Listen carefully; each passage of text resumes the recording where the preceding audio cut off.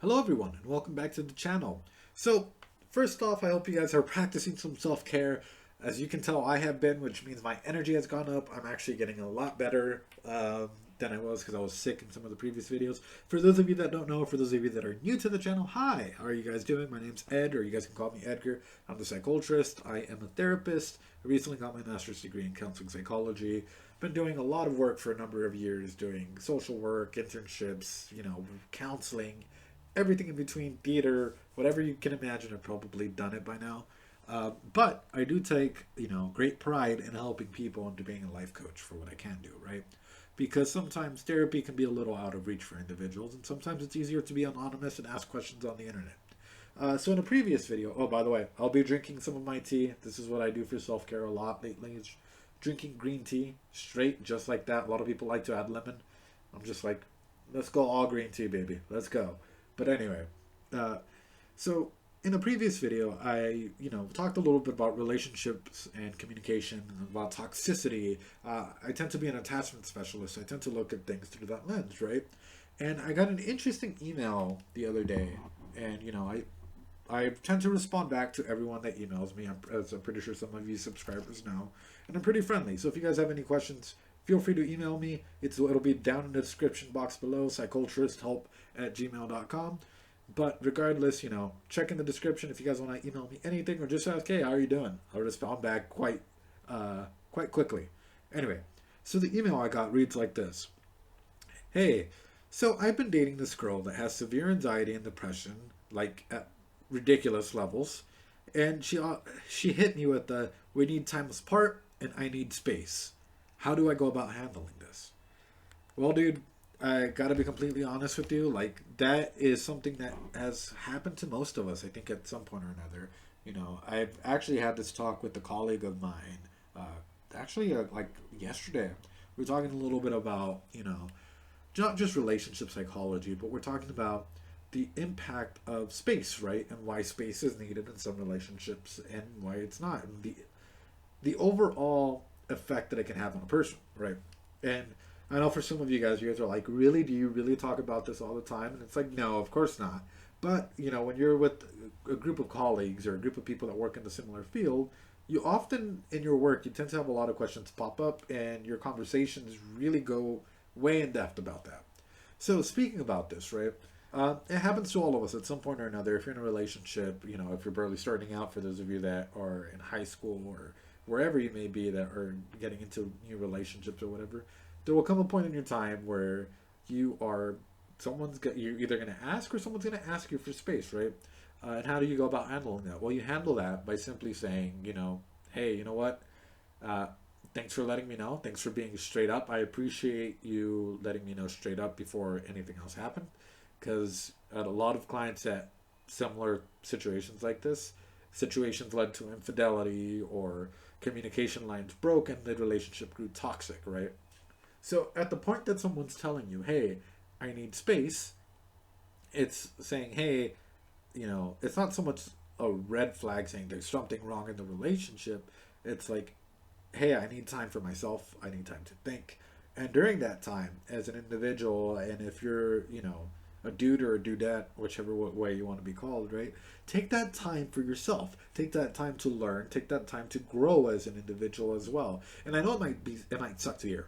I'll be straight up with you. Like when that happened to me, it hurt. It hurt like a bitch. I'll be straight up about any situation with you guys. Um, and like, yeah, it'll take some time for you to heal, probably. But overall, if you want there to be a potential of a relationship with this individual later on down the future, you'll have to respect that person's wishes. And you have to be able to have enough strength to move on without, how would I put it, without interfering with their personal desires, with what adventures or what life they need to go through, right? And the thing is, I know some of you guys might be going through, like, it might be going through your head, oh, well, she might just, or they might just want to go ahead and get with a bunch of different people, might want to experience. Sure, you know what? I'll be the first one to say, sure, they might want to go ahead and do that. But, right, at the same time, what's holding you back, from doing the same? At this point in time, right, kings and queens, I will say this, right? Um, if you put yourself as priority number one, and you put your emotional, mental, and spiritual health, because at some point, whether you're religious or not, or your spirituality is gaming or whatever that may be, right? Um, Put yourself first. A relationship is never 50-50, right? It's two complete individuals coming together to make life beautiful. And if your relationship is ever overburdened, granted, sometimes the relationship, you do have to take more, give a little bit more at times, right? It happens.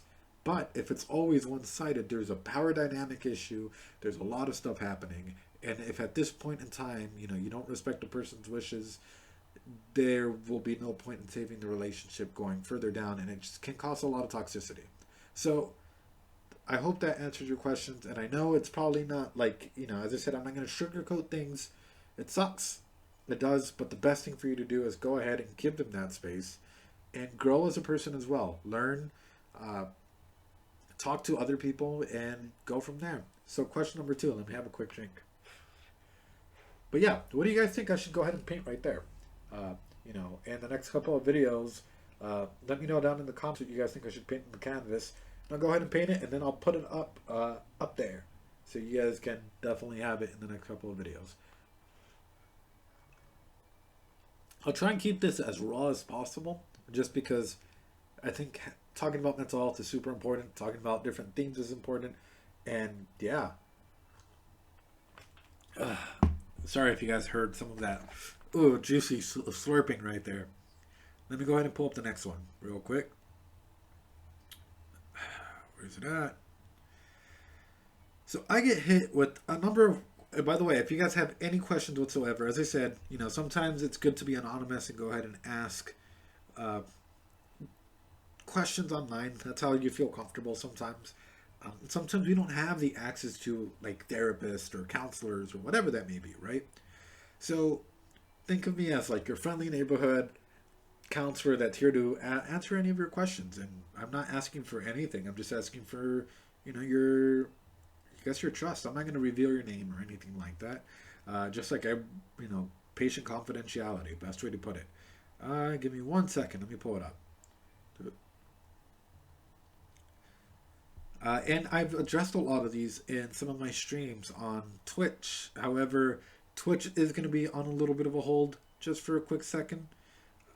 Just because, there needs to be some things there. Okay. So, what is the problem with my texting, right? So this individual asked, what is the problem with my texting game?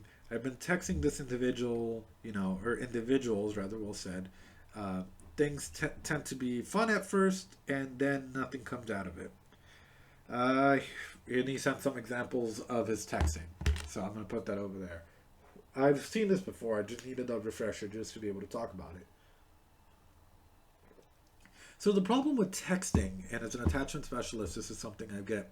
I actually have a client that's going through something very similar where one of his things is a lot of, how do you call it, self-improvement, self-imagery, not issues, but like he has a lot of self-esteem issues. And there we go, self-esteem issues. And he's often thinking about like overthinking, overanalyzing, and overdoing things when it comes to texting, right? So the best way that I can put it is when you're texting, right? The best thing that you can do with it is, if you're going to text, is set a date. If you're over texting, you're over giving information, the person that you're texting to is going to know all about you, and at that point, they might become bored. You might think that, opening up quickly and letting a person know everything about you is phenomenal, right? But think about it like this, you're testing things through time, and opening up a gate so quickly, in fact, too quickly, it can ward off people, right? And I'm not saying like, no, do this with everyone, man. No, what I'm saying is like, control the information that you give out, right? Be selective. If I'm texting, right, and this is like my usual game, and it's been my game here, and especially in Amsterdam and, Europe, essentially, is, when I text a person, I'm like, hey, Saturday, why don't we go ahead and go out, we'll grab some wine, we'll chill at my place. A lot easier said than done, right? You're probably thinking like, oh, Man, if only I had the balls to do that. Hey, the worst thing that they can say is no. And I know that a lot of people out there on the internet, a lot of coaches, a lot of uh, people that like to say that they're psychologists, but they're really not, will try and give you similar advice, right? And they're like, it's true. You know, the worst thing that a person can say is no. And yeah, it hurts, but you can move on from that. You can learn. However, if they say yes, you have an evening plan already that you can lead to hook up, have fun, which is essentially what your overall intention, not intention should be, but you know, you should just have fun. You should treat things lightly, treat things as a joke, kind of prod around. Don't be too serious. Don't give out too much information, you know, especially when you're first getting to know someone.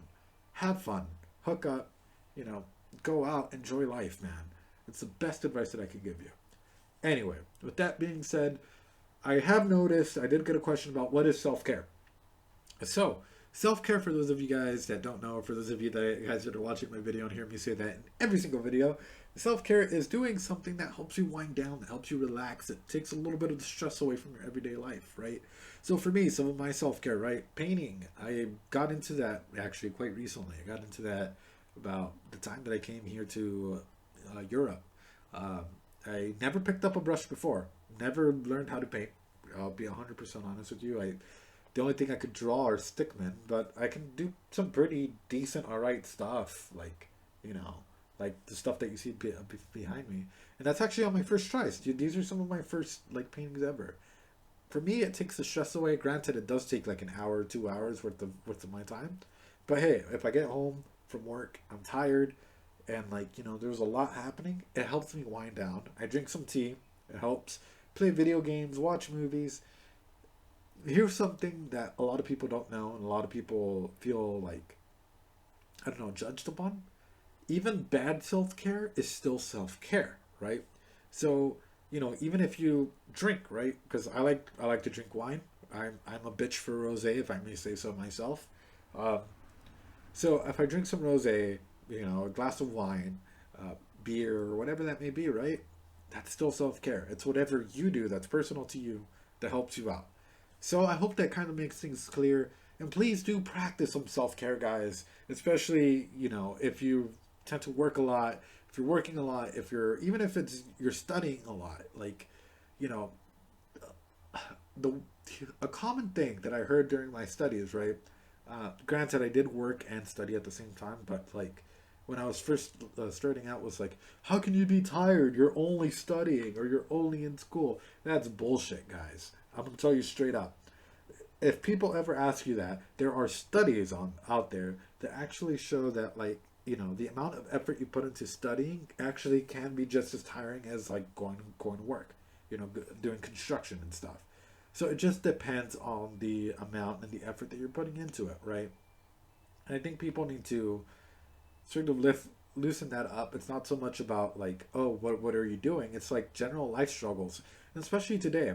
Yeah, today, this year has been one of the craziest years out there, right?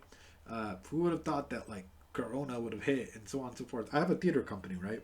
As you guys can see or cannot see, I have a theater company that I ran or that I run, and Corona hit and it took a toll on almost every business out there. And, you know, people weren't expecting it. I was expecting to put on some productions out there quite soon. And, you know, hey, it happens. Life happens. And during this time, right? During this time of craziness, of new adjustments to face mask and everything happening, like, all at once, you know, practice that self-care. Learn to, like, take care of yourself a little bit better. And put yourself first. Your priority should be you and your goals. And with that being said, I hope you guys have a great day. I appreciate you guys so much. I love you guys. I hope you enjoyed your stay.